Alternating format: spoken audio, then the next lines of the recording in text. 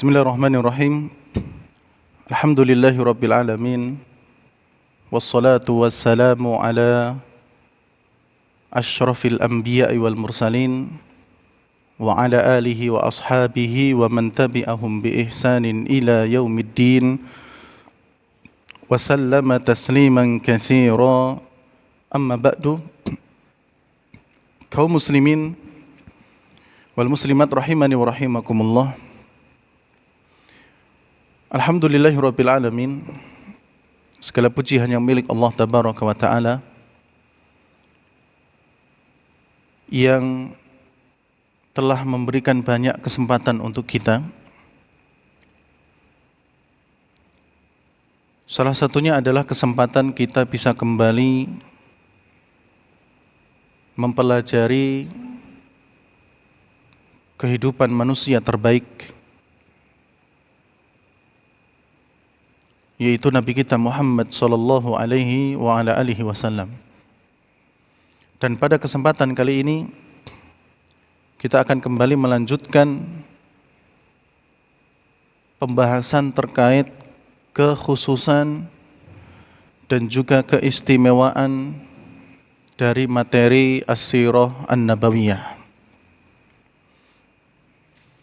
Kaum muslimin wal muslimat rahimani wa rahimakumullah.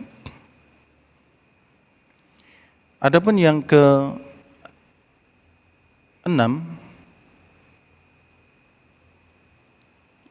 sebagai lanjutan daripada pembahasan yang lalu, yang ke-6 dari kekhususan dan keistimewaan pelajaran As-Sirah An-Nabawiyah adalah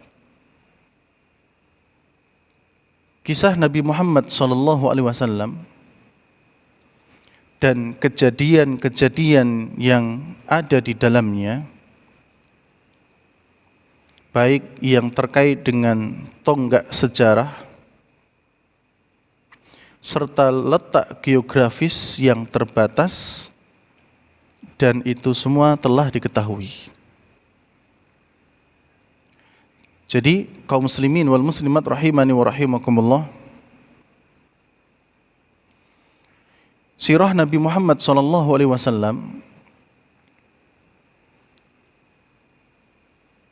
dan kejadian-kejadian yang ada di dalamnya itu terkait dengan tonggak sejarah, ya, serta letak geografis yang terbatas dan telah diketahui. Makanya kalau kita belajar As-Sirah An-Nabawiyah, ya, terutama dalam kitab Ar-Rahiq Al-Makhtum misalnya, maka kita akan dapati bagaimana sejarah disebutkan di kitab tersebut sebelum sejarah Nabi Muhammad SAW. Ya. Sejarah tentang bagaimana keadaan orang-orang jahiliyah. Ya, sejarah tentang bangsa Arab secara umum, sejarah tentang orang-orang yang mereka menjadi raja. Demikian pula daerah-daerah yang mereka memiliki raja, ya, memiliki imarah, disebutkan di sana. Sehingga sejarah Nabi ini terkait dengan tonggak sejarah, dan itu termasuk kekhususan dan keistimewaan pelajaran As-Sirah An-Nabawiyah. Kemudian yang ke-7 terkait dengan keistimewaan dan juga kekhususan pelajaran As-Sirah An-Nabawiyah. Di dalam sirah perjalanan hidup Nabi kita Muhammad SAW terdapat poin-poin dan pelajaran-pelajaran penting yang dapat diambil faedahnya oleh setiap muslim.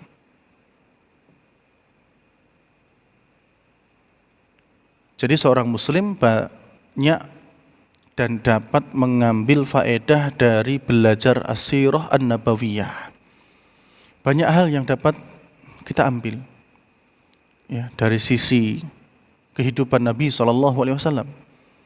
Apakah itu dari sisi ibadah beliau, dari sisi muamalah beliau, kemasyarakatan beliau, ya, dari sisi kepemimpinan beliau, dari sisi keluarga beliau, dari sisi beliau berdakwah, dan banyak sisi. Oleh karenanya Allah Tabaraka wa Ta'ala berfirman, laqad kana lakum fi rasulillahi uswatun hasanah. Dan sungguh telah ada pada diri Rasulullah itu suri tauladan yang baik dari segala sisi. Ya, makanya dengan belajar as-sirah an-nabawiyah, seorang muslim, ya, secara khusus, bahkan manusia secara umum, mereka dapat mengambil poin-poin penting, ya, pelajaran-pelajaran berharga dari kisah kehidupan Nabi Muhammad SAW. Bahkan ketika kita membahas tentang sebab-sebab kenapa kita harus belajar as-sirah an-nabawiyah, kita akan dapati bagaimana orang kafir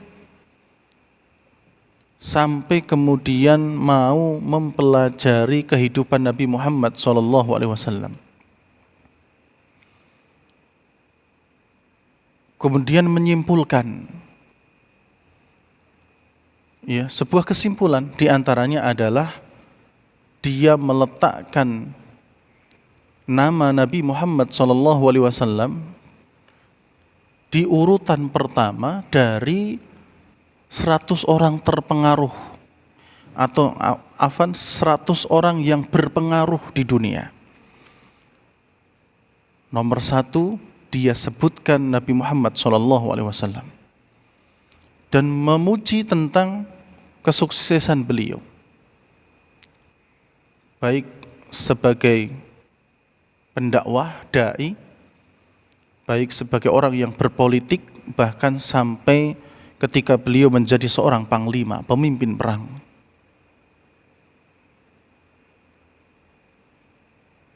Ada juga yang kemudian sampai mengatakan,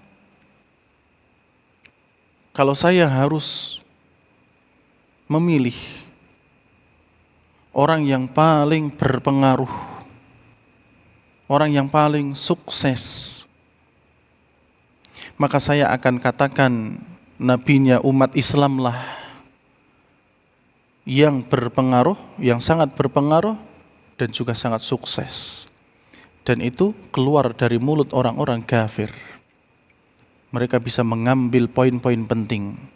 Lalu seharusnya kita yang mengaku sebagai umatnya lebih bisa mengambil pelajaran dan poin-poin penting dari kehidupan beliau, Nabi kita Muhammad sallallahu alaihi wasallam. Kemudian yang ke-8, jamaah yang dirahmati oleh Allah, yang termasuk kekhususan dan keistimewaan pelajaran as-sirah an-nabawiyah adalah di dalam kehidupan Nabi Muhammad SAW dan penjagaan Allah terhadap beliau, ada mukjizat-mukjizat yang dapat disaksikan.